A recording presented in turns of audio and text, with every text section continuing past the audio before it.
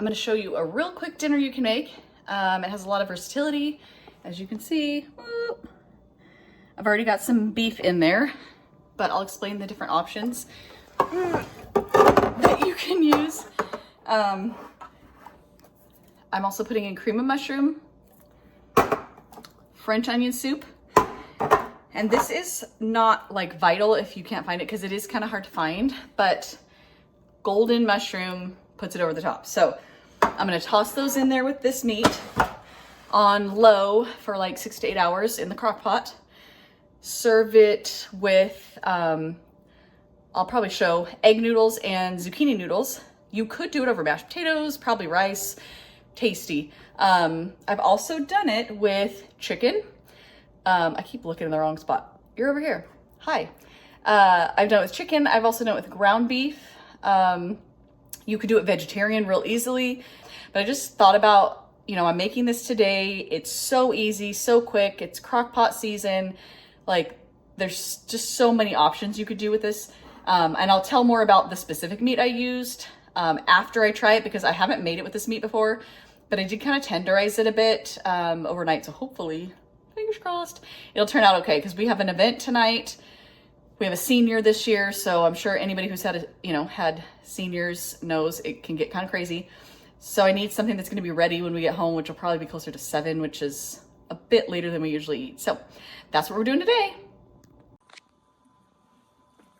These are the kind of noodles that I like, the wide egg noodles. You could use all sorts of kinds of noodles, but this is what I like. And because I'm gonna be storing them to reheat later, I will probably actually make them a little extra al dente just because then when I heat them up later, they won't go slimy.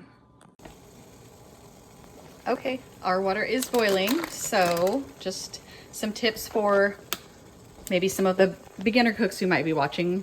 For noodles, you want to boil your water before adding them. Don't put them in and then bring it to a boil, then they'll go pasty.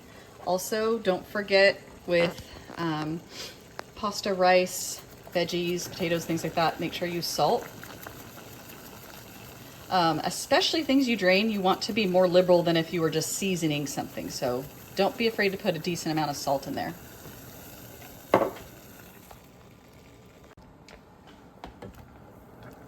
I am just making 2 servings, so I didn't add that much. I'm gonna bring it back to a boil and then I will start the timer.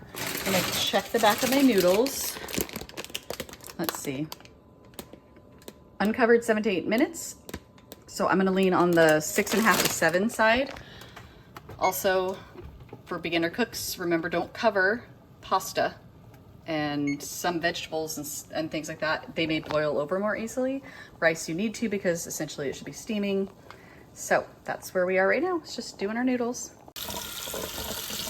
I poured these in and I am rinsing them. If you're adding them straight to a sauce that you want to absorb, you're not gonna wanna do that, but I am not doing that and I need to store them in the fridge. If I put them in just like that, even if they've cooled, they will just get very gummy and stick to each other. So I am going to cool them down, rinse them off, then put them in the fridge for later. Because it's mainly my husband, I usually have a little bit of these with my noodles, but I don't need a huge one. I just bought a little zucchini, and then I have this zoodler, and I'm pretty sure this very first one where it has like no lines is the one I want, but I'll have to test it because I know one of them does like a really wide noodle similar to the egg noodles. So that is what I will make for him, and I will show how that turns out.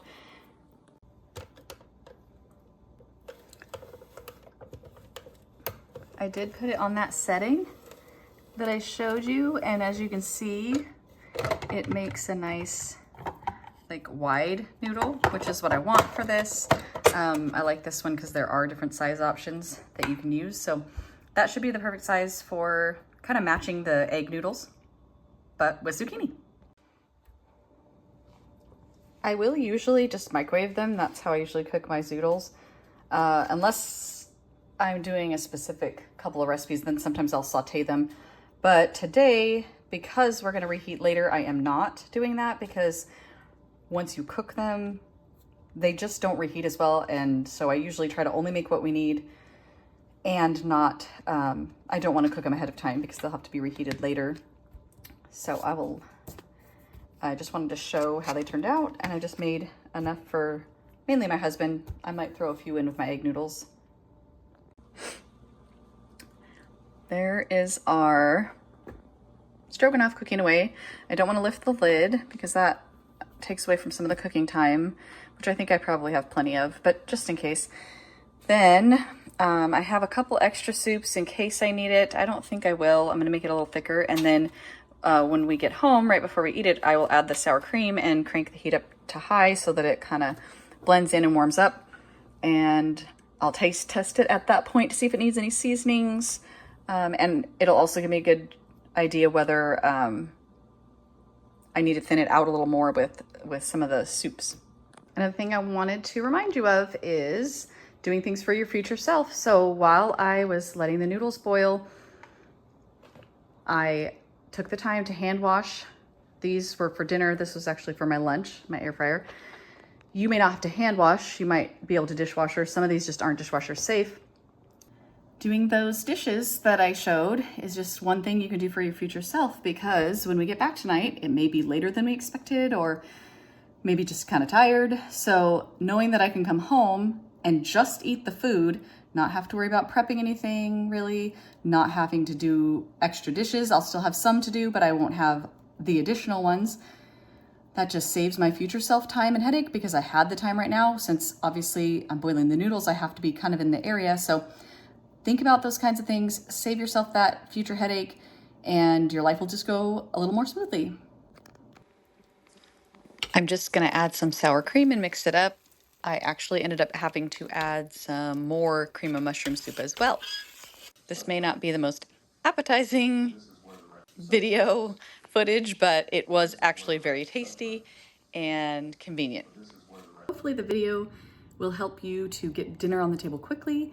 I really try to show things that can make your life easier, but are also realistic because, you know, stuff happens.